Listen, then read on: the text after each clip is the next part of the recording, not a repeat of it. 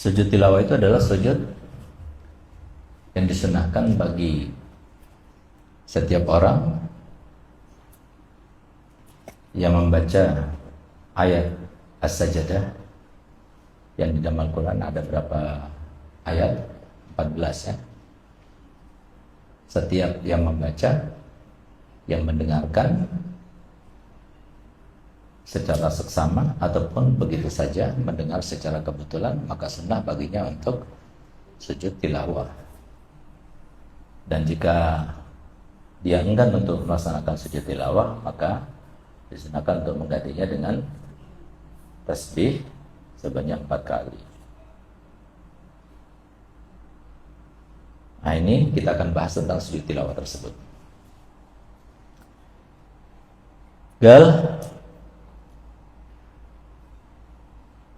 Sujud tilawah rukunnya, syaratnya sama seperti rukun sujud syukur, cuma beda sebabnya. Kalau sujud syukur karena suatu kenikmatan yang Allah berikan, kalau sujud tilawah karena setelah kita membaca atau mendengar ayat sajadah. Dimulai dengan sujud tilawah. Sujud tilawah adalah sunnatun, disunnahkan, tidak menjadi wajib kecuali kalau dinazarkan ya, atau bagi makmum ketika mengikuti imamnya lil mutaba'ah. Wal mustami', sunnah bagi yang membaca Al-Quran dengan sengaja, lalu di situ ada ayat sajadah, maka sunnah untuk sujud tilawah namanya. Dan itu ada tandanya, dan Al-Quran itu ada tandanya. Kalau untuk sujud ada tandanya. Wal mustami', wasami dan sami. Apa beda antara mustami sama sami? Mustami itu memang dia sengaja di situ untuk mendengar. Kalau sami itu dia tidak sengaja mendengar, kebetulan saja dia mendengar. Nah, itu bedanya antara mustami sama sami. Tapi bagi keduanya disunahkan untuk sujud tilawah ketika kita mendengarkan ayat sajdah. Wa yasjudul musalli al-munfarid wal imam, maka seorang yang sedang sholat pun ketika membaca ayat sajdah, maka hendaknya dia disunahkan untuk melaksanakan sujud tilawah, baik itu sholat sendirian ataupun sholat imam. Tapi bagi seorang makmum, dia tidak melaksanakannya sendiri, kecuali kalau imamnya yang melaksanakan, maka wajib dia mengikutinya. Tapi bagi seorang yang sholat sendirian, begitu pula bagi imam, maka sunnah untuk melaksanakan sujud tilawah karena bacaan dirinya, dia sendiri yang baca, ataupun dia mendengar bacaan orang lain walaupun bukan dalam sholat. Orang lain baca ayat sajdah ya, dalam sholat ataupun di luar sholat. Ay kullu minhuma li qiraati wa ghairihima batalat salatuhuma. Itu wa yasjudu musalli munfarid wal imam li qiraati nafsihi fa in sajada, kalau keduanya. Jadi kalau imam sama orang yang sholat hanya melaksanakan sujud karena bacaannya sendiri, bukan bacaan orang lain. Kalau dalam sholatnya, kalau di luar sholat maka boleh karena bacaan sendiri maupun bacaan orang lain. Tapi kalau dalam sholat hanya karena bacaannya sendiri, tidak boleh karena bacaan orang lain. Fa in sajada, kalau seumpama orang yang sholat baik munfarid ataupun imam li qiraati ghairihima, karena bacaan orang lain, maka batalat salatuhuma, maka batal salatnya. Li ziyadatihima sujudan la bitalabin, karena keduanya itu menambah sujud tanpa ada tuntutan.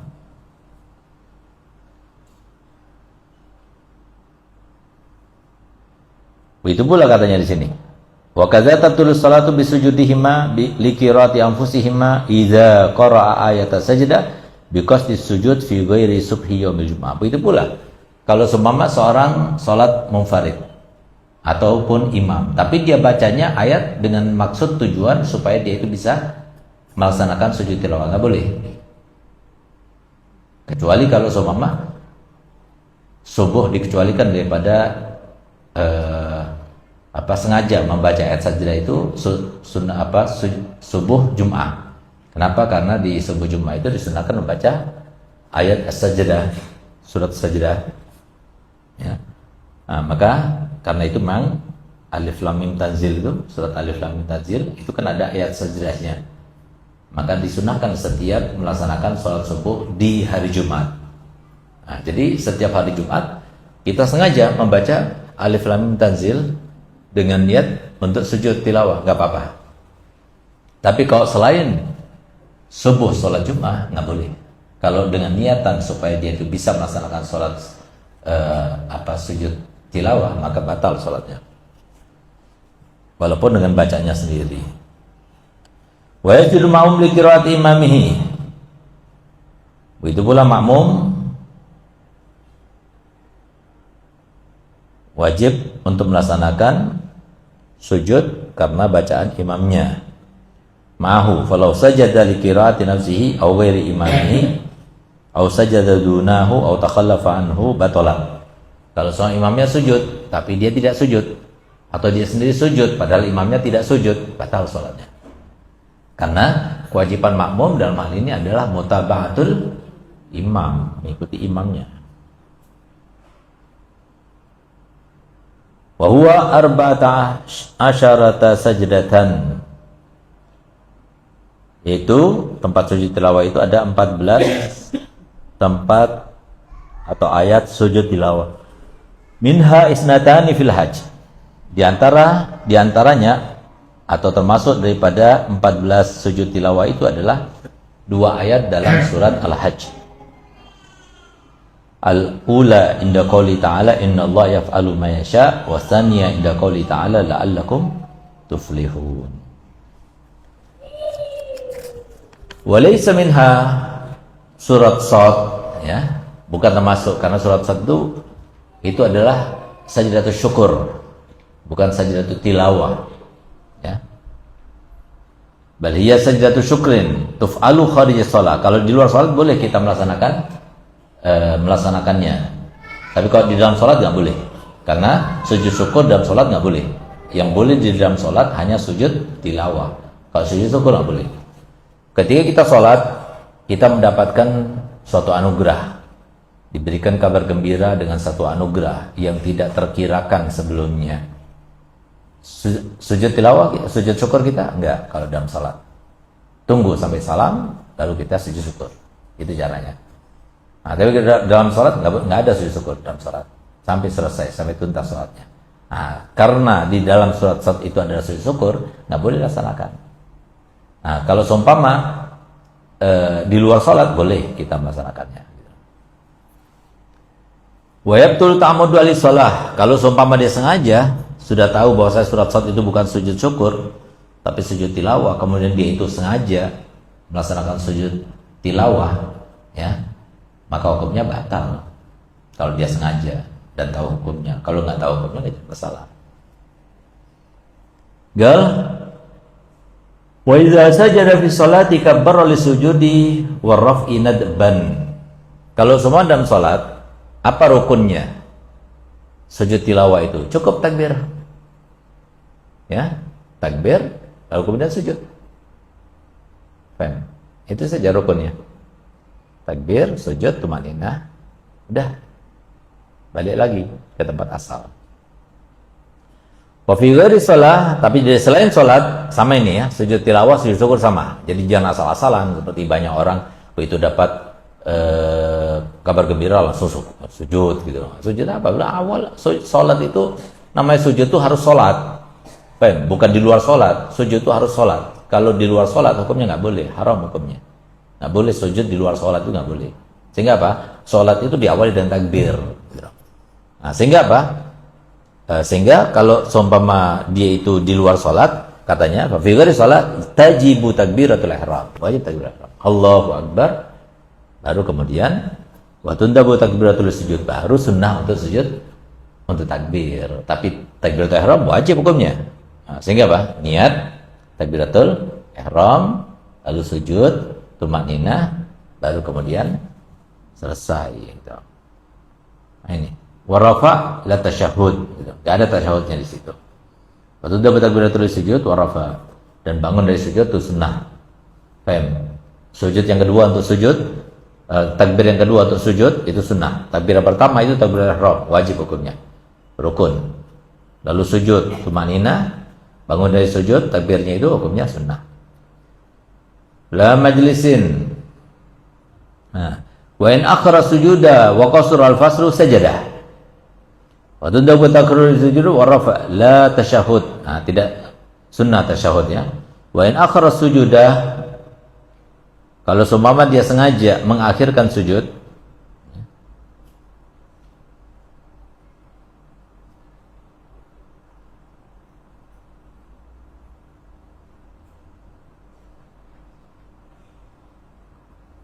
wa idza sajada fi sholati kabbara li sujudi wa rafa nadban wa yajibu an tasiba qa'iman. Balik lagi kepada dalam keadaan berdiri. Wa indabu yaqra syai'an badal intisab, semaya raka. Yang langsung berdiri kemudian langsung dia rukuk gitu. Sunnah untuk berdiri dulu. Seperti kalau kita pagi waktu salat isyraq, kan sunnah kita membaca 4 surat. Diriwayatkan daripada Imam Syekh Habib Ahmad bin Hasan Attas, yang diriwayatkan oleh beliau dan mendapatkan ijazahnya bertasalsul sampai kepada Syekh Abdul Qadir Jailani. Kalau kita membaca 4 surat, maka dari pagi sampai sore kita aman daripada segala macam kejahatan ahli zahir wal batin. Dari macam kejahatan sihir ya, teluk, kejahatan apa saja itu aman kita. Apa yang 4 surat itu? Yang pertama surat Iqra. Yang kedua Al-Qadar, Inanzalna. Yang ketiga Iza Zulzila, Az-Zalzalah. Yang keempat Al-Quraisy, di Ilafi Quraisy. Nah, caranya bagaimana? Nah, waktu salat yang pertama, rakaat yang pertama itu baca Iqra. Nah, Iqra itu kan ada sujud tilawahnya. Wasjud waqtarib. Sujud kan? Waktu bangun baca Inanzalna. Sampai selesai baru kemudian rukuk kita. Nah, jadi jangan kalau kita baca sujud tilawah dan kebetulan sujud tilawahnya itu di akhir surat, jangan langsung berdiri, langsung rukuk, jangan. Baca sedikit di surat, itu maksudnya di sini.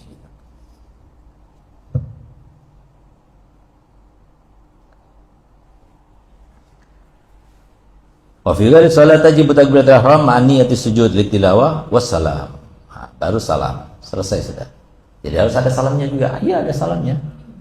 Nah, kalau menolehnya gimana? Ya sama seperti menoleh dalam salat. Apa hukumnya? Apa hukumnya menoleh dalam salat? Menoleh dalam sholat ketika salam ke arah kanan dan ke arah kiri sunnah, tidak wajib. Nah, tapi salamnya wajib. Dan jadi kalau rukunnya sujud syukur dan sujud tilawah sama di luar sholat. Apa itu? Takbiratul ihram, niat dulu. Takbiratul ihram, niatnya itu harus bersama dengan takbiratul ihram. Kemudian sujud tumanina, bangun dari sujud salam. Jadi nah itu sama rukunnya seperti sujud tilawah dan sujud syukur.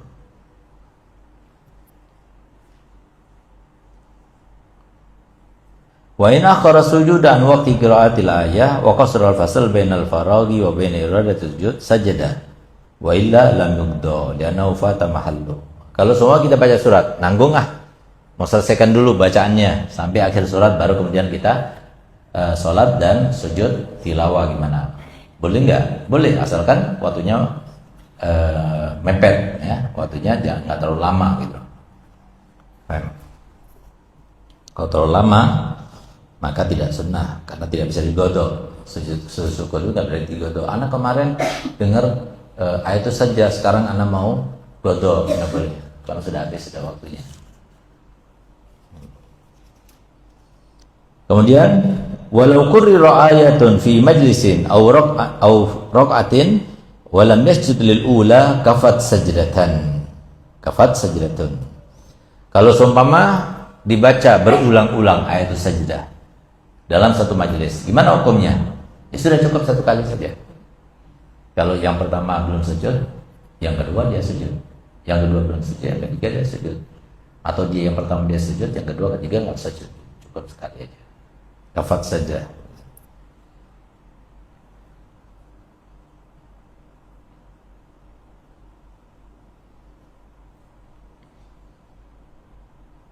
Wa indabu liman qara'a fi salati wa ghairiha ayat rahmah yas'alallah ar-rahmata aw ayat adzabin ayata'awadza minhu.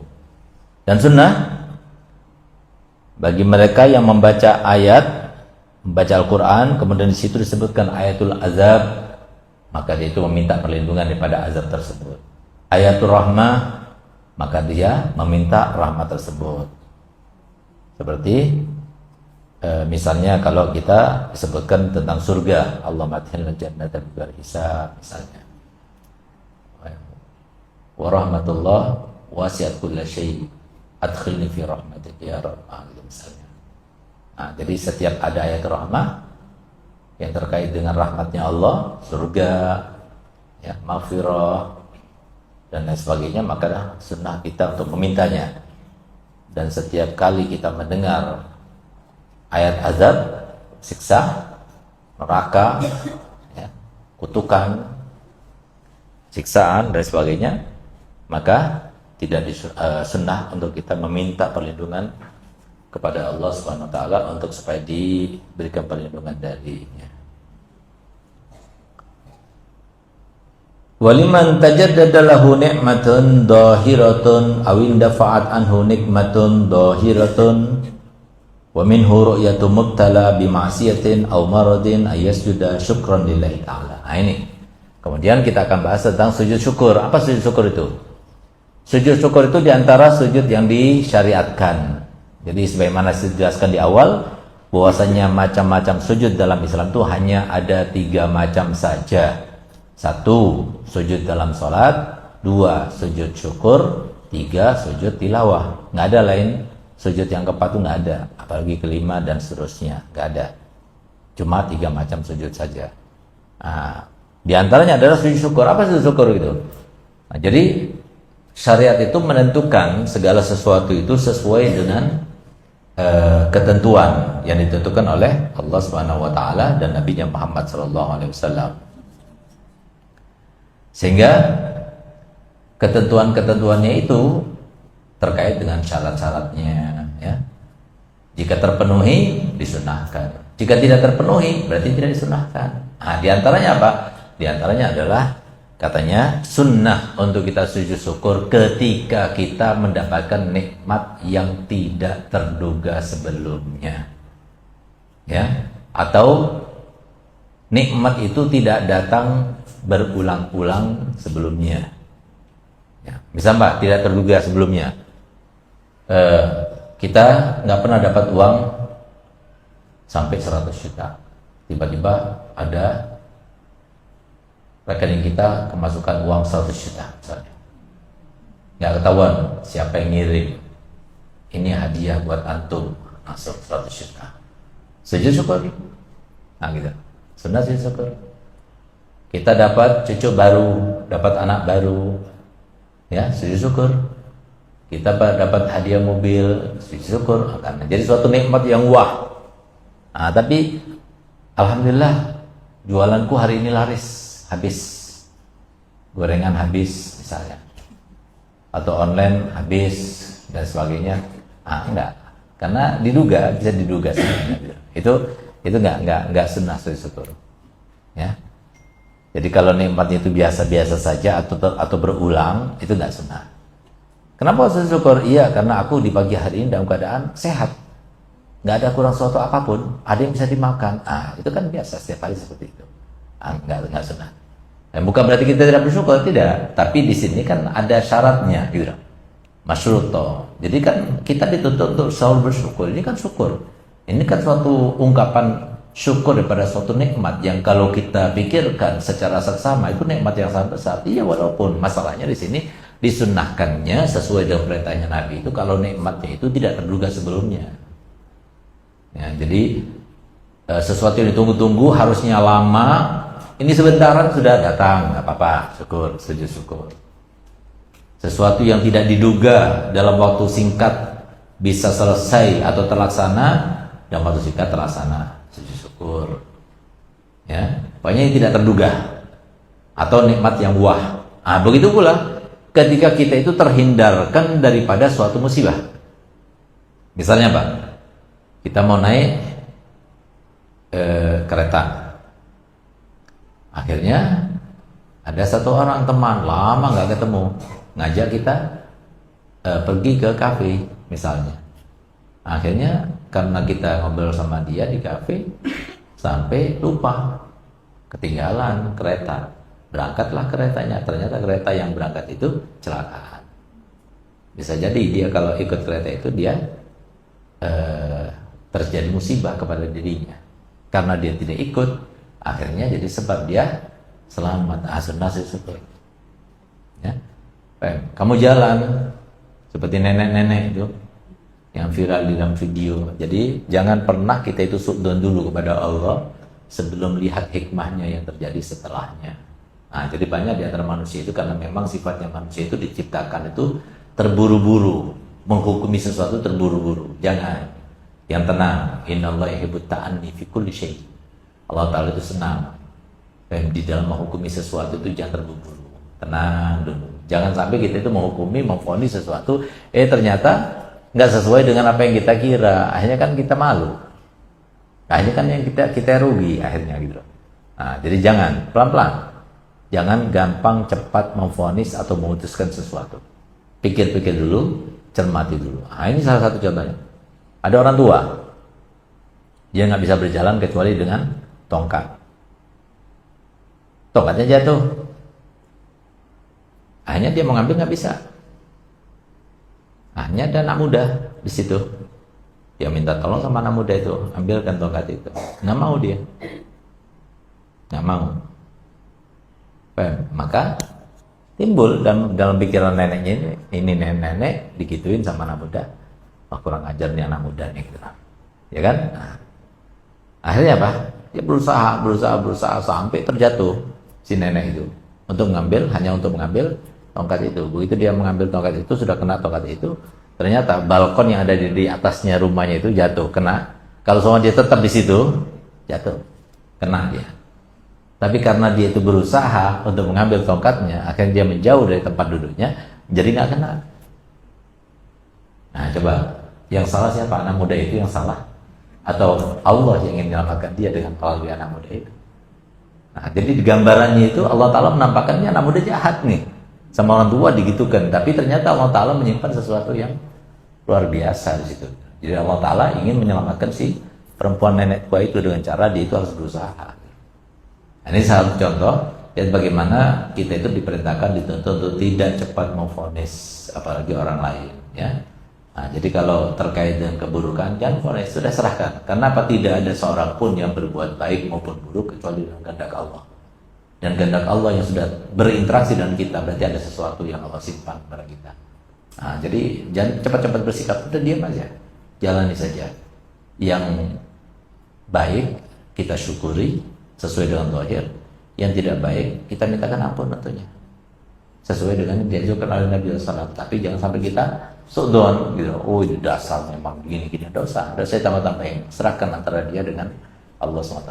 Begitu caranya. Memang menghadapi manusia itu adalah sesuatu yang paling sulit, ya, sesuatu yang paling sulit. Karena hakikat yang sebenarnya terjadi itu adalah bagaimana kita dituntut untuk tidak menjadi Tuhan. Dan banyak manusia sebagai hamba ketika dituntut dan disumpah bahwasanya dia sebagai Tuhan, dia nggak mau dan tidak mengakui, tapi sebenarnya dia itu seakan-akan dia mengakui dirinya sebagai Tuhan. Kenapa dia demikian? Karena dia memasakkan diri. Dia memasakkan diri. Jadi orang itu harus sesuai dengan kehendaknya. Harus begini, nggak begini, anak marah. Ente salah, nggak benar nih. Nah, gitu. Itu kan Tuhan, sifat Tuhan kayak begitu, bukan sifatnya manusia. Dan jadi kullu bani Adam khata'un. Rasulullah yang mengatakan setiap bani Adam itu salah, suka salah, bukan cuma salah, suka salah. Wa khairul khata'in at-tawwabun. Tapi sebaik-baik yang salah itu adalah yang suka memperbaiki dirinya. Jadi jangan salah lagi gitu. Jadi berusaha untuk dia memperbaiki dirinya. Nah, itu adalah manusia yang baik. Nah, tapi kalau dia itu salah melulu, dia tidak mengevaluasi, tetap kita tidak bisa marahi dia karena Allah yang berkehendak dia seperti itu. Cuma terkait dengan orang tersebut, Nabi SAW sudah mengajarkan supaya tidak menjadi orang semacam itu gitu. Karena Nabi SAW dalam hadis yang lain beliau bersabda, La yadkhulul mu'min fil juhri marratain. Kalau dia seorang mukmin, dia tidak akan masuk dalam satu lubang yang sama 2 kali. Cukup sekali saja. Ini sampai berkali-kali di situ juga gitu. Ini kan berarti karena kecerobohannya, karena kebodohannya dan sebagainya gitu.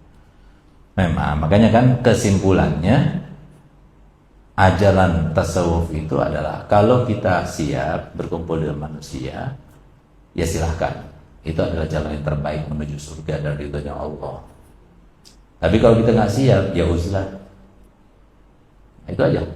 Kalau kita nggak siap menghadapi suami kita yang begini, anak-anak kita yang begini, tetangga kita yang begini, mitra kerja kita yang begini, ya jangan kumpul sama manusia. Menumpuk dosa itu namanya. Tapi kalau kita nggak siap, ya kita uzlah. Kalau kita siap, ya silahkan. Karena itu adalah jalan untuk menuju ridhonya Allah. Di situ kita banyak akan mendapatkan sebab-sebab bagaimana kita menyentuh sebab-sebab atau jalan-jalan atau sela-sela di mana di situ kita tahu, oh ternyata kita ini seorang hamba yang sangat lemah. Dengan kita mengetahui ada Allah yang menggerakkan, Allah yang berkehendak dan sebagainya. Harapan setiap orang silahkan menyebar dan berkembang. Tapi pastikan bahwasanya harapan tinggallah sebuah harapan, cita-cita tinggallah sebuah cita-cita, begitu pula angan-angan kalau itu tidak selaras dengan kehendak Allah. Itu yang harus kita jalankan dan itu harus kita terapkan. Saya punya cita begini, saya punya kehendak begini. Oh nggak sesuai, sudah terima. Karena Allah yang berkehendak, bukan kamu yang berkehendak. Nanti ketika kita di surga, kita dikasih mandat seperti itu oleh Allah Ta'ala. Seperti Allah Ta'ala punya mandat sekarang di dunia, nanti di surga kita kasih mandat. Iza arada syai'an yaqula lahu, cukup kita bilang, aku ingin begini, terlaksana. Semuanya terlaksana, tapi dunia enggak.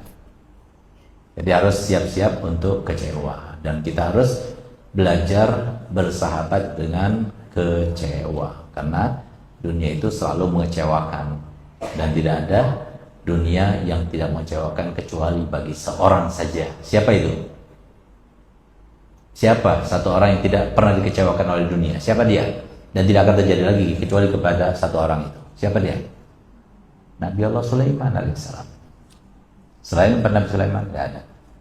Walaupun Nabi kita Muhammad, walaupun Nabi Muhammad sudah disodori, sudah ditawari oleh Malaikat Jibril, tapi Nabi Muhammad tidak mau. Tapi Nabi Sulaiman memintanya, tanpa disodori, memintanya, dan kemudian dia menutupnya dengan mengatakan, jangan kau berikan kepada siapapun juga setelahku. Nah, sehingga pupus harapan untuk menjadi Nabi Sulaiman berikutnya. Jadi jangan sampai bermimpi bahwasanya kita akan terlaksana semua harapan kita. Jangan. Jadi sabar. Jadi belajar sabar. Gitu. Bukan cuma kamu yang kecewa, tapi Ustaz kecewa, dia kecewa, mereka kecewa, kita kecewa, semuanya kecewa. Karena sifat kecewa itu adalah sifatnya hamba, yang tidak kecewa hanyalah Allah. Ya. Kalau kita nggak pernah kecewa, berarti kita Allah. Nah, kita bukan Allah, kita hamba Allah. Sehingga kita harus kecewa. Setiap saat harus kecewa. Dan kecewa itu adalah sifat yang mengingatkan kita bahwasanya kita adalah seorang hamba. Jadi bersahabatlah dengan kecewa. Karena kecewa itu adalah mengingatkan kita bahwasanya ada Allah yang mengatur kita. Nah, jadi seperti itu. Nah, begitu pula sebab kedua, kalau kita terhindarkan daripada suatu musibah yang harusnya terjadi pada kita, tapi Allah selamatkan kita daripada musibah tersebut. Atau diantaranya sama seperti itu, terhindar daripada musibah, kita melihat ada orang gila, ada orang yang lepas kontrol dalam kemaksiatan, lepas kontrol dalam menggunakan akal, lepas kontrol dalam menggunakan kepintaran, sehingga kepintarannya itu sampai menjadikannya itu lupa diri, gitu, dan sebagainya. Nah, ini ketika kita melihat yang semacam itu, sunnah syukur. Saya melihat orang yang ahli maksiat, sunnah syukur. Tapi dia bangga dengan maksiatannya, ditampakkan depan orang, sunnah syukur. Nah, tapi dikatakan oleh para ulama, kalau kita melihat orang yang tertimpa musibah pada badannya, usahakan jangan sujud syukur di depannya dia, karena itu akan melukai perasaannya. Ada orang yang kena lepra langsung kita sujud syukur di depan dia, jangan. Ada orang yang gila sujud syukur di depan dia, akhirnya yang salahkan dia kalau kamu dilempar batu gitu. Jadi usahakan seperti itu. Nah itu wa yufiha, jangan kau tampakkan sujud syukur itu kalau di depan orang yang terkena musibah pada agamanya maupun badannya, kecuali satu, apa itu? Lifasikin, kalau dia itu bangga dengan kefasikannya, sujud syukur depan dia, biar dia tahu bahwasanya dia itu bukan harusnya dia bangga dengan kefasikannya, harusnya dia bertobat dari kefasikannya. Faituhiruha, maka hendaknya dia tampakkan liar tadia, supaya dia itu kembali ke jalan benar. Innan yakhaf darran, kalau dia itu tidak takut akan terjadi suatu madarat kepada dirinya. Wahiyya kasajrati tilawah kharijas shalah, sama hukumnya, sama seperti sujud tilawah, persis rukunnya sama, sunnahnya sama. Kharijas shalah, tapi di luar sholat. Dalam sholat nggak boleh sujud tilawah, sujud syukur nggak boleh. Wa tabtulu bi fi'liha sholatu, dan hukumnya batal sholat kalau kita laksanakan di dalam sholat. Walau khata'a fataqarraba lillahi bi sajdatin munfaridatin bila sababin haruma, kalau seumpama dia itu ingin mendekatkan diri kepada Allah dengan melaksanakan sujud, bukan dalam sujud sholat, bukan dalam sujud syukur, bukan pula dalam sujud tilawah, nggak ada sebabnya, begitu saja langsung sujud. Seperti banyak orang begitu setelah selesai salam langsung sujud apa itu? Apa hukumnya? Haram, dosa dia, karena dia melakukan suatu ibadah yang tidak masyru'. Wa hukmu sujud tilawah hukmu sholatin nafal fil qiblati wa taharati wa sitarati. Maka hukum sujud tilawah itu sama seperti hukum sholat pada umumnya, diwajibkan menghadap kiblat, diwajibkan dalam keadaan suci, dalam keadaan memakai pakaian yang menutupi auratnya dan sebagainya, sama seperti yang lainnya. Allah Subhanahu wa taala.